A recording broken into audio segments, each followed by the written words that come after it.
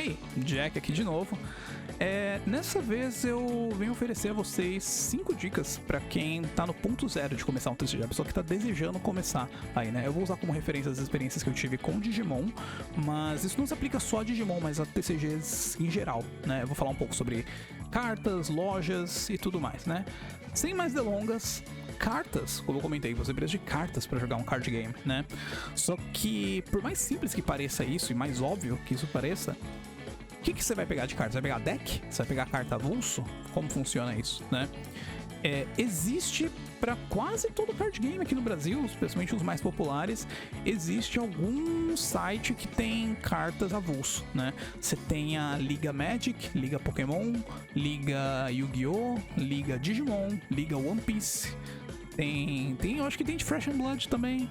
A maioria desses card games que são os que você vai mais ouvir falar por aí, tem um site da Liga, e a Liga é um marketplace, né, como se fosse tipo Mercado Livre, que outras lojas colocam as cartas lá à venda, e aí você consegue comprar a carta individualmente, ao invés de comprar só um deck fechado, né. Eu não recomendo, se você vai começar num card game, você começar por aí, porque provavelmente você não conhece as cartas, né. A mesma coisa para comprar uma box ou uma case, ainda mais daquele card game.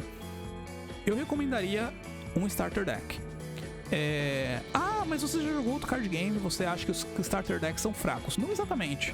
A maioria dos card games hoje seguem esse modelo de que tem um starter deck mais simples, que ele tá ali mais como se fosse um tutorial para ensinar o jogador sobre as mecânicas básicas do jogo e as regras do jogo. Que esse starter deck vai custar entre 50 a 100 reais mais ou menos, dependendo do card game que você tá jogando. E vai ter um deck que é um deck mais elaborado, que é um deck pensando no pessoal mais experiente mesmo. Geralmente esse deck vai custar entre 200 a 300 reais, talvez até 400, dependendo do card game. E esse deck mais elaborado, além do deck, às vezes vem uma outra coisa, como umas moedinhas, às vezes vem uma deck box, né? Às vezes vem sleeves também, as capinhas pra você colocar na carta.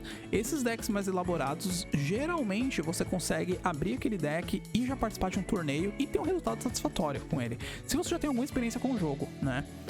Então você pode adquirir o deck mais simples, talvez adquirir um pra você e um pra um amigo seu, vocês jogarem, aprender o jogo, talvez comprar mais de um ou dois desses decks, talvez comprar uns 3 desses simplesinhos pra aprender o jogo mesmo, e depois, quando você se sentir mais confiante, talvez comprar um deck mais elaborado, né? E aí depois que você já tem alguma experiência ali com esse deck mais elaborado, talvez você compre umas cartas avulsas nesses mercados que eu comentei aí, né? Mas um outro detalhe sobre isso das cartas é que você precisa proteger elas. E pra isso você precisa das sleeves, que são as capinhas que você coloca, né? E quando você vai comprar as sleeves, vão falar de standard size ou mini size. E qual você precisa, né? Você não sabe? A mini geralmente vai estar falando de Yu-Gi-Oh! E Vanguard, e a standard é pra todo card game, todo outro card game, né? Magic, Pokémon, Yu-Gi-Oh! Não Yu-Gi-Oh! Yu-Gi-Oh! É mini. Magic, Pokémon, Digimon, Dragon Ball, todos eles vão usar a normal, né? O que é bacana, facilita bastante as coisas aí. Então isso é uma dúvida que algumas pessoas podem ter no começo, já tá salvo aí pra você, né? Também já falou sobre deck. Tem outras coisas que as pessoas podem comprar, mas a sleeve eu acho que é meio que obrigatório você pegar junto com o deck, porque você vai embaralhar as cartas e elas vão ser danificadas com o tempo, né? E já que é um hobby que requer bastante investimento, eu acho que faz sentido você proteger o seu investimento.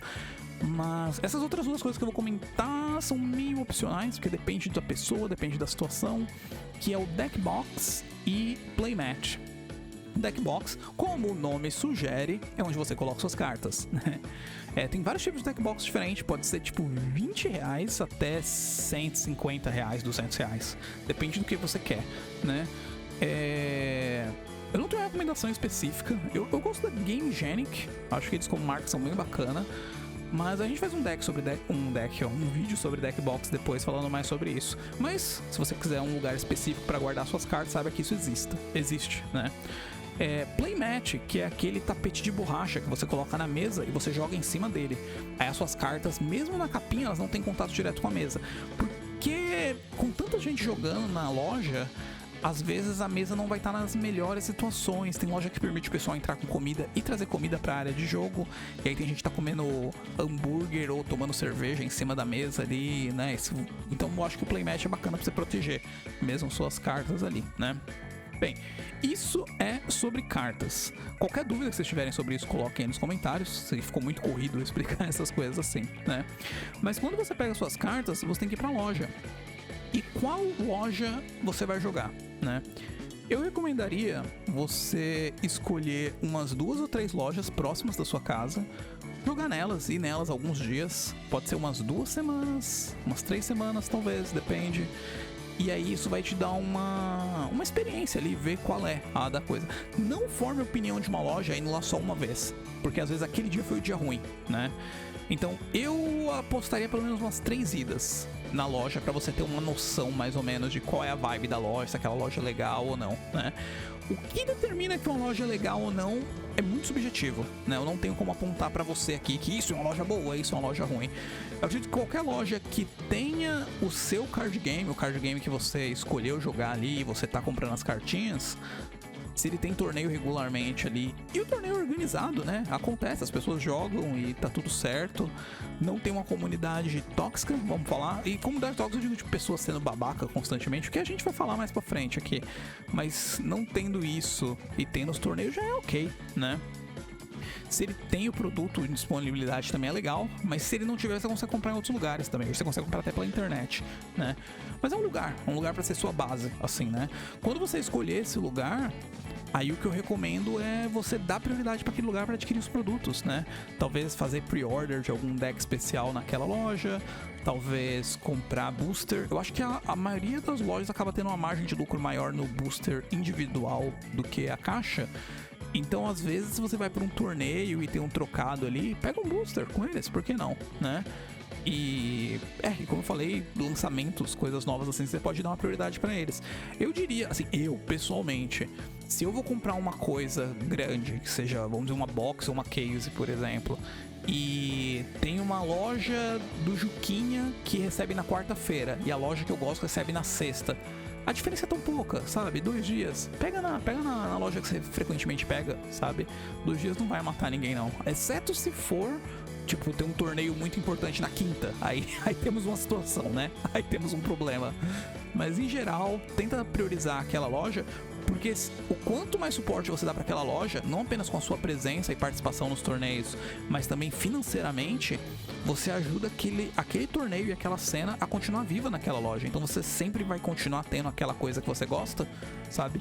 Então eu acho que é muito sábio dar suporte para sua loja, assim, local. Às vezes até em vez de comprar algo pela internet, sabe? Porque na loja você pega a coisa na hora, ou pelo menos em um dia de diferença. Na internet, sei lá, a coisa pode se perder, pode... não sei, muitas coisas podem acontecer, mas na loja eu acho bem bacana mesmo. Bem, a prática. O que eu quero comentar sobre prática? Você investiu não apenas dinheiro comprando as cartas, comprando os acessórios, mas você investiu tempo também, né? Jogando partidas, se movendo da sua casa até uma loja física para jogar com outras pessoas. Tem uma coisa assim, um tanto de respeito que você tem que ter não apenas com o seu tempo, mas também com o tempo das outras pessoas, né? Então, se passar, vamos dizer, 1 ano e todo mundo na loja evoluiu naquele jogo e você continua um pouco para trás, em muitos casos as pessoas param de jogar. A pessoa, não, eu não tô tendo a mesma experiência que os outros, vou parar de jogar, e desanima, né? Eu não recomendaria isso.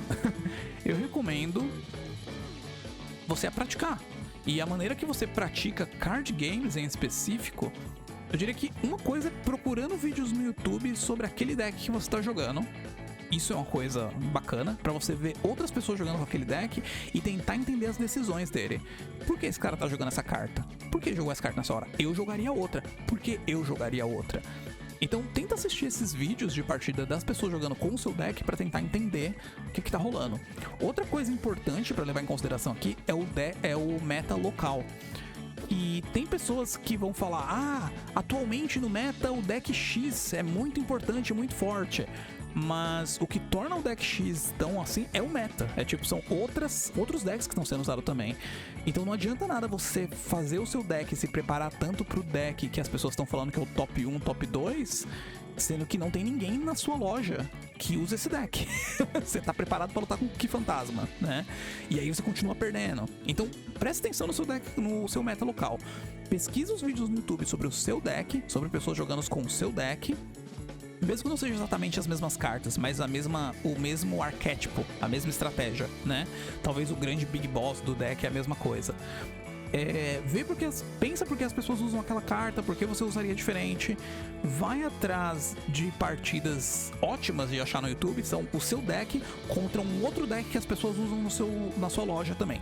Vamos dizer, trazendo pro contexto de Digimon, você joga de Billzemon e quase todo mundo na sua loja tá jogando de Terriermon, né? Que lançou o deck verde aí. E aí, sabe?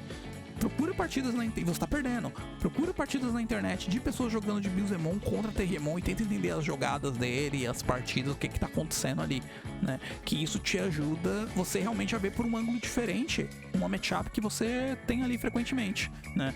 Então, eu faria assim, a questão de prática, pelo menos assim que eu faço também. Então, você fazendo algo nessa linha, pode ser um pouquinho diferente aqui e ali, você consegue melhorar. Eu acho que vale a pena. Pelo dinheiro investido no hobby, você melhorar tem que ser uma preocupação e prioridade exclusivamente sua, né? Não tanto dos seus oponentes. Comunidade, né? Eu acho que a regra aqui é não ser babaca. Porque, diferente do videogame, que você consegue jogar contra o computador, a CPU, né, jogar contra bot, no card game você não consegue isso, você realmente precisa ter uma outra pessoa do outro lado. Então é uma vantagem pra você, se você gosta muito daquele jogo, você quer continuar jogando ele, e outras pessoas existam lá. E a maneira dessas outras pessoas estarem lá é você não sendo rude com elas. E a maneira de... Às vezes essas pessoas são rudes sem perceber que elas estão sendo, né? Então você tem que pensar no que você tá falando, como a pessoa vai receber aquilo. Porque tem gente que pensa, não, eu vou falar isso porque isso é o certo. Tá, é o certo, mas a outra pessoa tá entendendo o que você tá falando? A outra pessoa tá recebendo isso da maneira que você quer que ela receba? Se ela não tá recebendo, então o problema é dela. Então, aí você tá sendo babaca. É bem por aí. Pratica a gentileza, tenta ver, se coloca no lugar da outra pessoa, pensa no lugar da outra pessoa. Se você tá fazendo uma ação para com outra pessoa, tenta entender se a outra pessoa tá recebendo aquilo da maneira que você espera que ela receba, né? Porque às vezes a pessoa não tá, e você tá só preocupado em expressar a sua opinião, em colocar o que você tem dentro pra fora. E aí eu acho que é um problema que a pessoa tem fora do TCG, fora do card game. A pessoa talvez precisaria de um terapeuta, alguma coisa assim, né? E acho que não é no card game que a pessoa vai resolver isso, né? O card game é mais pro pessoal sentar e se divertir ali e ter um tempo. Então, é uma coisa pra considerar, porque a comunidade vai ser importante, a sua reputação na comunidade vai te seguir. E dificilmente a reputação que uma pessoa tem é injusta, né? Geralmente a reputação que uma pessoa adquire é pelas ações dela mesma. Então, eu não gosto da comunidade aqui desse card game porque todo mundo fala que eu sou escroto. Talvez você seja... talvez, sabe? Se tem uma pessoa falando, talvez a pessoa tá errada. 2, pode ser bom considerar. 3, talvez é bom prestar uma atenção especial aí, né? E por último, dinheiro. Com o boom aí da pandemia, teve muita gente que começou a jogar card game por causa de dinheiro, procurando carta valiosa, jogando só quando tem torneio com prêmio legal e bababá e bububu, né? E assim, eu acho que dinheiro a gente consegue no trabalho normal, né? Na CLT, tendo uma carteira assinada, tendo um trabalho que você conseguiu talvez por causa da sua performance em outros trabalhos, talvez por causa da sua formação acadêmica, as coisas que você fez na faculdade. Geralmente dinheiro é assim que a gente consegue, é por ali, né? Não tem nada de errado em fazer dinheiro com card game, mas eu acho que se o foco da pessoa é só isso, tipo, ela joga pouco e tá mais preocupado com o retorno financeiro que ela vai ter em comprar coisas pra conseguir aquela carta super cara e tal. Então eu acho que a pessoa tá meio que perdendo um pouco o ponto, né? Eu acho que se você tá buscando pra montar um deck e você acaba tirando uma carta rara que não vai ser útil pra você, e aí você passa ela pra frente, legal, né?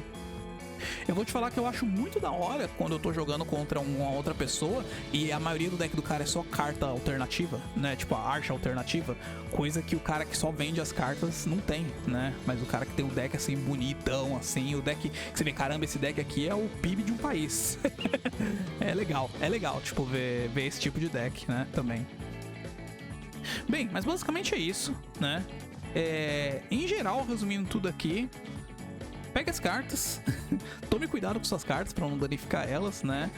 E se divirta, né? Pega uma loja aí E é só não ser muito rude aí, vai dar tudo certo, tá bom? Basicamente é isso. Vejo vocês depois. Até mais.